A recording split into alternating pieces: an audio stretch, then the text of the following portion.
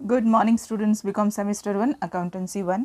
आज अकाउंटेंसी 1 में मैं आपको पिछले 4 यानी कि 2000 फ्रॉम 2018, 2019, 2021 एंड 2022 यानी कि 4 साल के यूनिवर्सिटी क्वेश्चन पेपर में से मोस्ट टाइम पे थ्योरी दूंगी और साथ में ही आपको पेपर स्टाइल 70 मार्क्स के हिसाब से एक्सप्लेन करूंगी।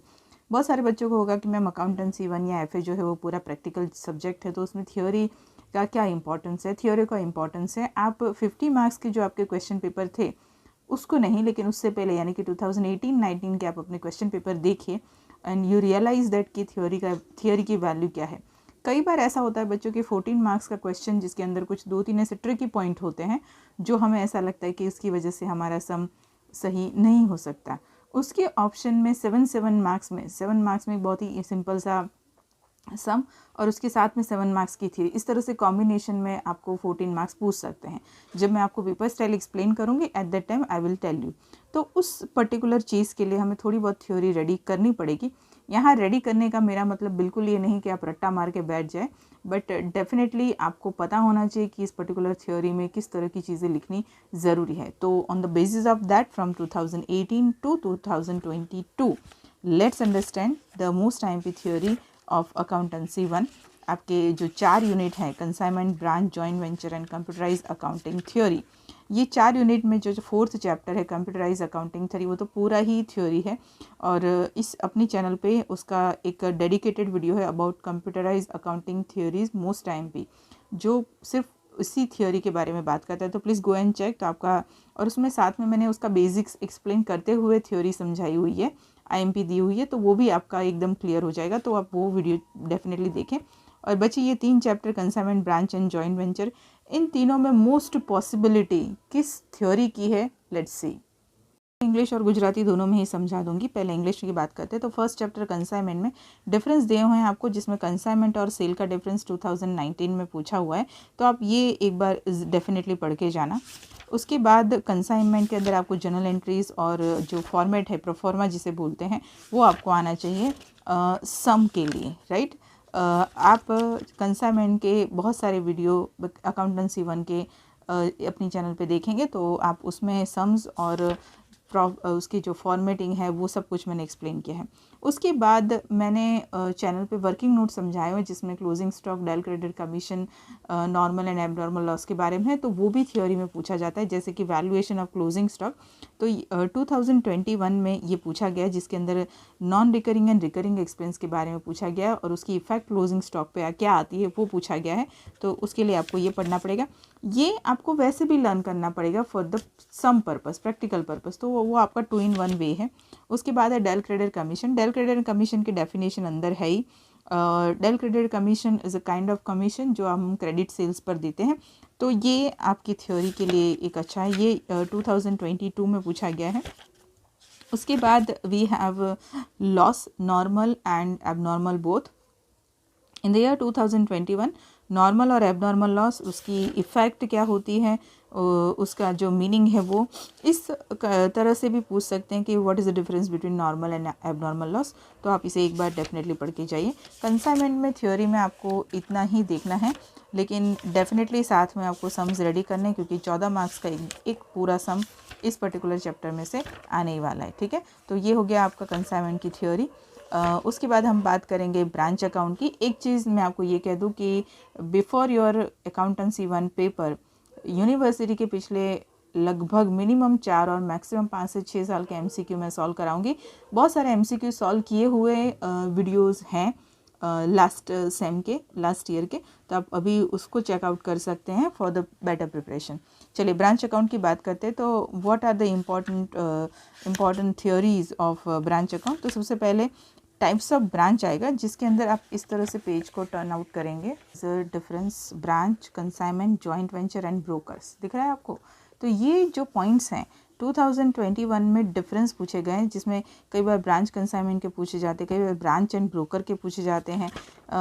उसमें पॉइंट्स तो 13 हैं, लेकिन आपको मार्क्स देख के काम करना है। अगर 7 मार्क्स का क्वेश्चन पूछा है, explain the difference between branch and brokers, तो आपको सिर्फ 7, 6 और 7 पॉइंट ही लिखने हैं। उसके बाद 2018 में टाइप्स ऑफ ब्रांच पूछे गए। उसमें ज़्यादातर केस में एक क्वेश्चन जो रिपीटेडली पूछा गया है वो है explain the difference between dependent and independent branch, तो आप डेफिनेटली पढ़ के जाइए, राइट। उसके बाद एक क्वेश्चन ये पूछा गया है कि what are the methods of writing accounts of dependent branch in the year 2021। तो ये मेथड्स हैं debtor system, stock and debtor system, ये आप पढ़ेंगे। Difference between dependent branch and independent branch ask in 2018, 19 and 22, page number 168 में पीछे दिया हुआ है। आप ये डिफरेंस डेफिनेटली पढ़ के जाएंगे। 3 बार यूनिवर्सिटी जब 18-19 में 70 मार्क्स का क्वेश्चन पेपर था तब, और 22 में ये पूछ चुकी है, तो ये भी आपके लिए एक अच्छा खासा लर्निंग क्वेश्चन है, वो आप देखिए।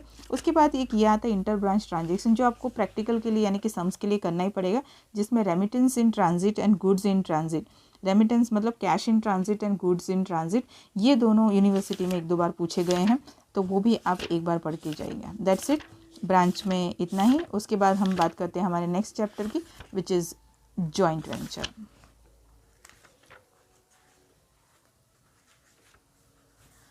जॉइंट वेंचर बेसिकली बहुत ही आसान चैप्टर है और बहुत ही इजी चैप्टर है, तो कैलकुलेशन वाइज भी इतने बड़े सम्स उसके कम निकल के आते हैं।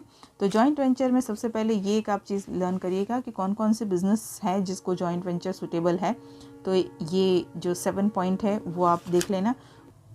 उसके बाद एक ये क्वेश्चन है difference between joint venture and partnership. इस डिफरेंस को उन्होंने इस तरह से पॉइंट वाइज दिया है, उसको आप बीच में लाइन ड्रॉ करके मुद्दे तो यानी कि पॉइंट्स तो हैं, तो आप उसको सेग्रीगेट कर सकते हैं, just like this joint venture and consignment. Difference between joint venture and partnership 2018 और 19 में पूछा गया है, जबकि difference between joint venture and consignment 2018 और 2021 में पूछा गया है। तो ये दोनों ही डिफरेंस आपके पढ़ के जाएगा। 2018 और 21 में यानी कि इस जब डिफरेंस पूछा था उसी वक्त कौन कौन से जॉइंट वेंचर में मेथड्स हैं, जैसे एक में सेपरेट बुक्स रखे नहीं जाते, दूसरे में सेपरेट बुक्स रखे जाते हैं।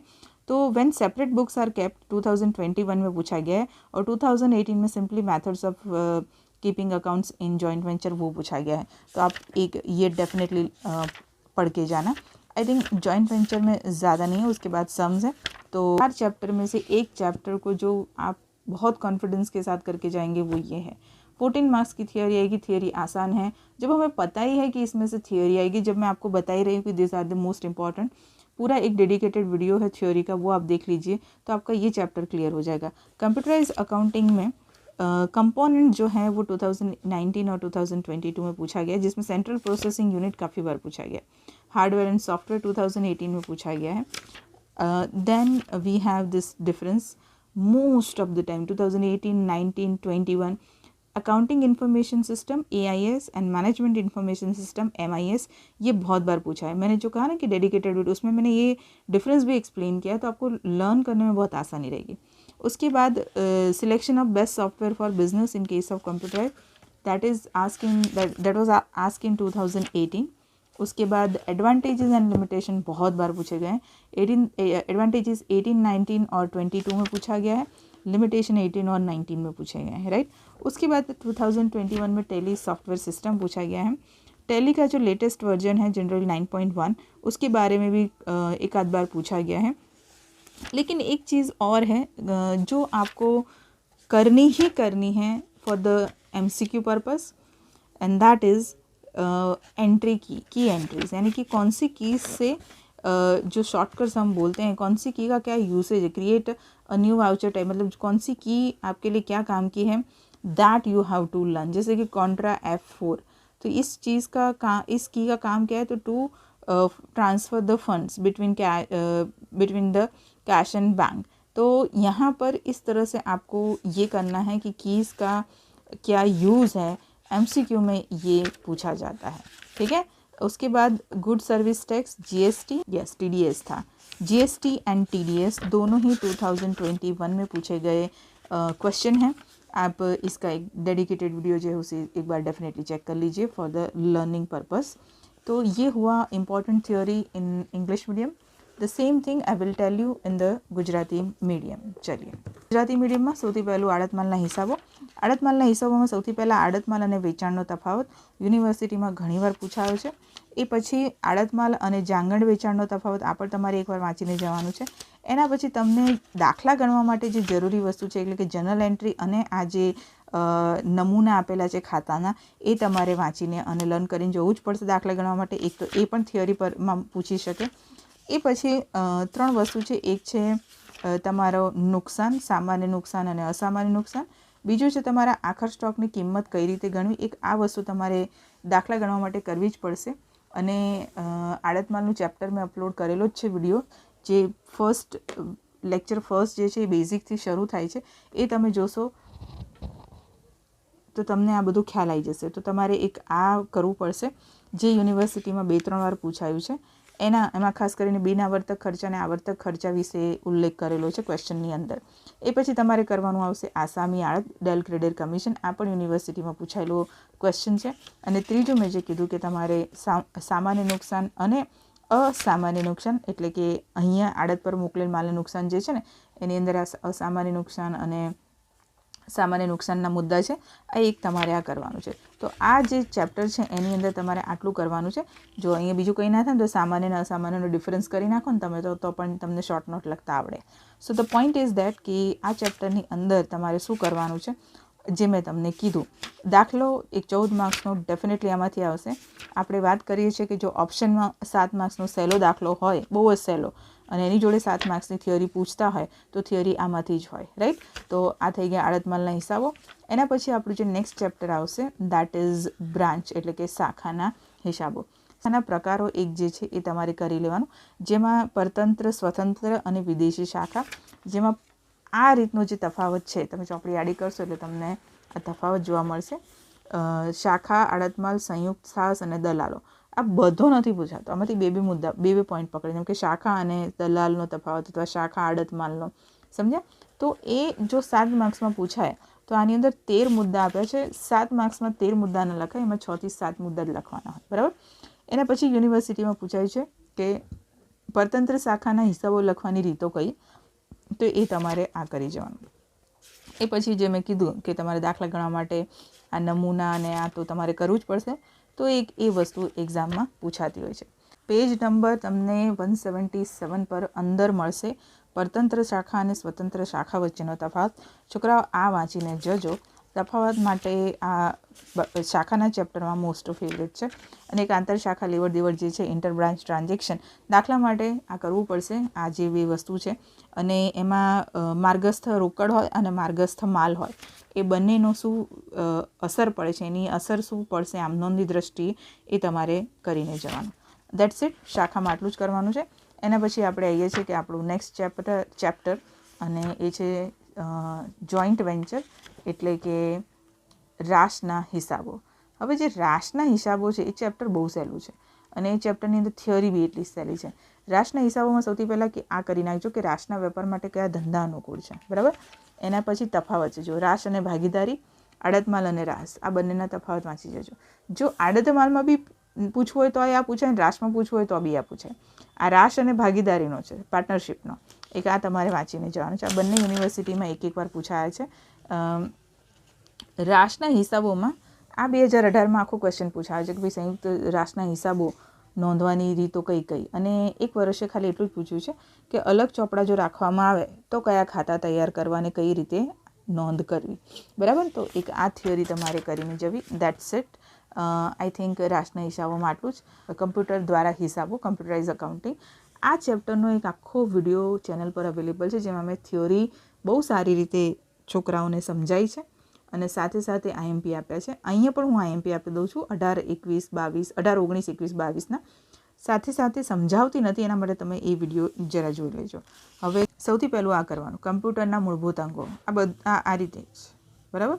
કારણ કે આની અંદર દાખલો નથી આવવાનો. આની અંદર 14 માર્ક્સની એક મોટી થિયરી અને એની ઓપ્શનમાં 7, 7, 5, 8 એવી રીતે ડિસ્ટ્રીબ્યુટ કરીને 14 માર્ક્સ કરશે. તો મોટા ક્વેશ્ચનમાં એક આ આવી શકે 14 માર્ક્સમાં. એના પછી હાર્ડવેર અને સોફ્ટવેર 7 માર્ક્સમાં આવે. પછી આ કમ્પ્યુટરના લક્ષણો વાંચવાનું નહીં આવડે આપણને. હિસાબી કાર્યમાં કમ્પ્યુટરની ભૂમિકા આ આવડે, આપણે શું કામ છે કમ્પ્યુટરનું, એ આ કરવાનું. આ મોસ્ટ આઈએમપી છે. આ 3 થી 4 વાર યુનિવર્સિટી પૂછાવે છે. હિસાબી માહિતીની પદ્ધતિ અને સંચાલકીય માહિતીની પદ્ધતિ, રાઈટ. એના પછી તમારે એક આ પૂછાવે છે 14 માર્ક્સમાં, હિસાબોના સોફ્ટવેરની પસંદગી, બરાબર. એક આ કરી નાખવાનું. એના પછી કમ્પ્યુટરના ફાયદા આર્યા ઉપયોગિતા કમ્પ્યુટરના ફાયદા 4 વાર પૂછાયું છે યુનિવર્સિટીમાં 18, 19, 21, 22 અને એની મર્યાદાઓ. એટલે 14 માર્ક્સમાં એક આખો ક્વેશ્ચન આ રીતે પૂછે, કમ્પ્યુટરના ફાયદા ગેરફાયદા સમજાવો. ડન. ટેલી સોફ્ટવેર અત્યારે જે લેટેસ્ટ છે એના વિશે જાણી લેજો અને એના વિશે લખતા આવડતું હોવું જોઈએ. અલગ અલગ કીઝ શેના માટે યુઝ થાય છે, એક એ MCQ પર્પઝ માટે બહુ જરૂરી છે કે આ કીનો ઉપયોગ આ કીનો ઉપયોગ. એમાં કંપની ક્રિએશન નવા હિસાબોની શરૂઆત કઈ રીતે થાય એ કી વાંચી જજો, બરાબર. એના પછી મેં જે કીધું જેમ કે F8 આ શું કામ હોય તો કે ઉધાર વેચાણની નોંધ માટે, સમજ્યા. બધી જ કીના શોર્ટકટ્સ એટલે કે બધી જ કીના ઉપયોગ તમને આવડતા હોય છે. એક છેલ્લે 2 ક્વેશ્ચન છે. યસ, એક આ GST વાંચી જવાનું અને એક TDS હશે, ટેક્સ ડિડક્ટેડ એટ સોર્સ. તો ટેક્સ ડિડક્ટેડ એટ સોર્સ ક્યાં છે જોઈ લઈએ, અને GST જે મેં તમને કીધું આ 2 વસ્તુ તમારે એક્ઝામ માટે કરીને જવાનું. આ રહ્યું TDS ટેક્સ ડિડક્ટેડ, નાનું છે, વધારે મોટું નથી, બરાબર. GST આવ્યું. તો આટલું તમારું કમ્પ્યુટરાઇઝ અકાઉન્ટિંગ થિયરીના ઇમ્પોર્ટન્ટ પ્રશ્નો. મેં તમને 4 યુનિટના પ્રશ્નો આપી દીધા. Now let's talk about paper style accountancy 170 marks question, question 1, question 2, question 3, question 4 and question 5. 14,